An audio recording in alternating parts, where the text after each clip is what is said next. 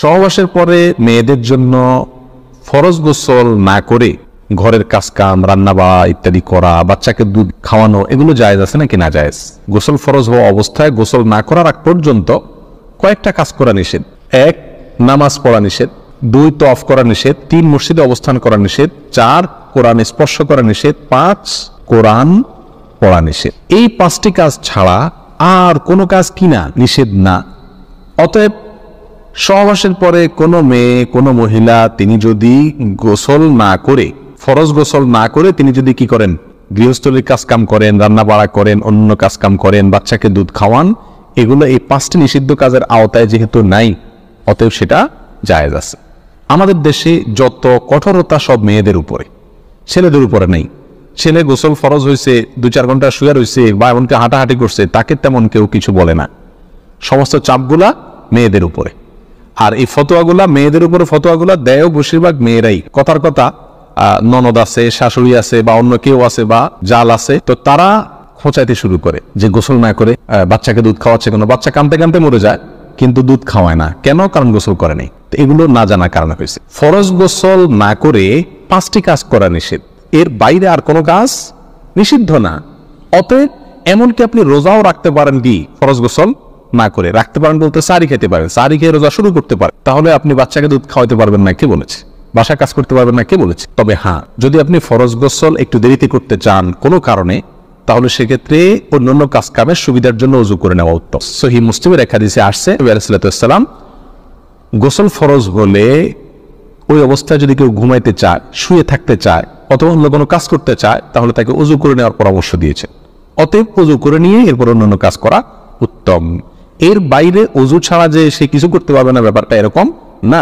একবার আবু হুরায়রা রাদিয়াল্লাহু তাআলা আনহু, তার সাথে নবী আলাইহিস সালামের দেখা হয়েছে কোনো এক রাস্তায়, এই অবস্থায় যে তার গোসল ফরজ হয়েছে। তো আবু হুরায়রা রাদিয়াল্লাহু তাআলা রাসূলুল্লাহ সাল্লাল্লাহু আলাইহি ওয়াসাল্লামকে দেখে এড়াইয়া চলে গেছেন, একরকম পালায়া চলে যাওয়ার মতো, যায় তাড়াতাড়ি করে গোসল টোসল করে তারপরে আসলেন। নবী আলাইহিস সালাম জিজ্ঞাসা করলেন, আবু হুরায়রা তুমি কই গেছিলা? তোমার দেখলাম। বলে, ইয়া রাসূলুল্লাহ আমার গোসল ফরজ হয়েছিল, তো আমি আপনার সঙ্গে বসবো, সময় দেব, ফরজ গোসল অবস্থায় আমার কাছে জিনিসটা অপছন্দ লাগলো, নাপাক অবস্থায় ভাবে থাক, আপনার সাথে সাক্ষাৎ করব।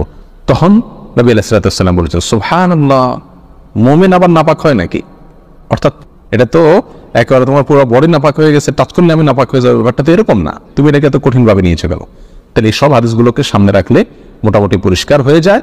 আমাদের আয়েশা রাদিয়াল্লাহু তাআলা আনহা থেকে এক হাদিসে আসছে, তাকে জিজ্ঞাসা করা হয়েছিল যে নবী আলাইহিস সালাম গোসল ফরজ হলে তিনি ঘুমাতেন কিনা? তিনি বলেছেন হ্যাঁ ঘুমাতেন। কোনো কোনো বর্ণনা আসছে ওযু করা ছাড়াও ঘুমাতেন। তাহলে বোঝা গেল ওযু করে নিয়ে ঘুমানো, ওযু করে নিয়ে কাজ কাম করা উত্তম। কিন্তু আপনি যদি নাও করেন তাতে কি হবে না, কোনো গুনাহ এতে হবে না। আল্লাহ পাক। ফরজ গোসল করার পদ্ধতি হলো, আপনার গোসল ফরজ হলে বাথরুমে, গোসলখানায় গিয়ে সর্বপ্রথম আপনার শরীরের যে জায়গায় নাপাক লাগছে বা কাপড়ের যে জায়গায় নাপাক লাগছে সেই জায়গাটা কি করা, পরিষ্কার করে নেওয়া আগে। যদি আপনার জায়গাটা চিহ্নিত থাকে যে এই জায়গাটা নাপাক লাগছে, ওই জায়গাটা ধুয়ে ফেলান।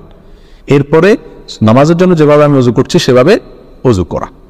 এরপরে ওযু করা, হাত ধোয়া, হাতের কবজি ধোয়া, এরপরে কুলি করা, নাকে পানি দেওয়া, মুখ ধোয়া, হাতের কোণে পর্যন্ত দেওয়া, মাথা মাসা করা, এরকম ওযু করা। ওযু করার পরে এবার আপনি গোসল করেন। সেটা শাওয়ার দিয়ে আপনি মাথার উপরে পানি ঢেলে হোক আর আপনার মগ দিয়া হোক, যেভাবে হোক আপনি গোসল করেন। গোসল করা শেষ হয়ে গেলে, গোসল করে যখন বের হয়ে যাবেন, তখন যাওয়ার আগ দিয়া ওই যে পাও দেওয়া বাকি আছে ওযুর, যাওয়ার আগ দিয়া পায়ের ওখানে পানি ঢেলে টাকনো পর্যন্ত পাও ধুয়ে ফেললেন, বাস গোসল হয়ে গেল। এই ভিতরে আপনার শরীরের প্রতিটি অঙ্গের প্রতিটি জায়গায় পানি পৌঁছানোর চেষ্টা করতে হবে। প্রকাশ্য অঙ্গ যেগুলো, নাভির প্যাচ থেকে নিয়ে, বগলের নিচ থেকে নিয়ে, আঙ্গুলের চিপা থেকে নিয়ে, প্রত্যেকটা জায়গায় যেন পানি যায়, সেজন্য সেখানে পানি পৌঁছানোর চেষ্টা করতে হবে। ডলার দরকার হলে ডলবে, যেভাবে ওখানে পানি পৌঁছাতে হবে। কানের প্যাচের ভিতরে, একেবারে গভীরে না, প্যাচগুলোর ভিতরে যেন পানি যায় সেদিকগুলো খেয়াল রাখতে হবে। কোনো একটি জায়গায় যদি শুকনা থাকে তাহলে কি হবে না, ফরজ গোসল হবে না। অতএব পরিপূর্ণ শরীর যাতে ধোয়া হয় সেদিকটা খেয়াল রাখতে হবে। নেল পালিশ ইত্যাদি বা কোনো রং টং ইত্যাদির কারণে যদি কোনো আবরণ থাকে শরীরের উপরে, তাহলে সেগুলো সরা নিতে হবে। তারা হলে কি হবে না, ফরজ গোসল আদায় হবে না। কথা, প্রথমে শরীর এবং কাপড় থেকে নাপাকগুলো ধুয়ে নেব, এরপরে ওযু করব পূর্ণাঙ্গভাবে, পা ধোয়া বাদে। এরপরে গোসল করব, আর বের হওয়ার সময় দোনো পাও টাকনো পর্যন্ত ধুয়ে তারপর বের হয়ে যাব। এই গোসলের সাথে আমার ওযু হয়ে গেল। এই গোসলের পরে আর কি করার দরকার নাই, ওযু করার দরকার নাই। অনেকেই গোসলের পরে ওযু করেন, এটা কোনো প্রয়োজন নাই। তবে কেউ যদি গোসল করা অবস্থায় তার পেশাব চলে আসে, অনেকে আছে পানির স্পর্শ লাগলে পেশাব বেশি আসে, তো গোসল করা অবস্থায় যদি তিনি পেশাব করে দেন বা অজু ভঙ্গের কোনো কারণ তার ভিতরে আসে, তার বায়ু ছাড়লেন, তাহলে তো সেক্ষেত্রে অজু যেটা শুরুতে করছিল ওইটুক তো আর নাই, তাহলে তাকে আবার কি করতে হবে? নতুন করে গোসলের পরে অজু করতে হবে। এ হলো মোটামুটি ফরজ গোসলের পদ্ধতি।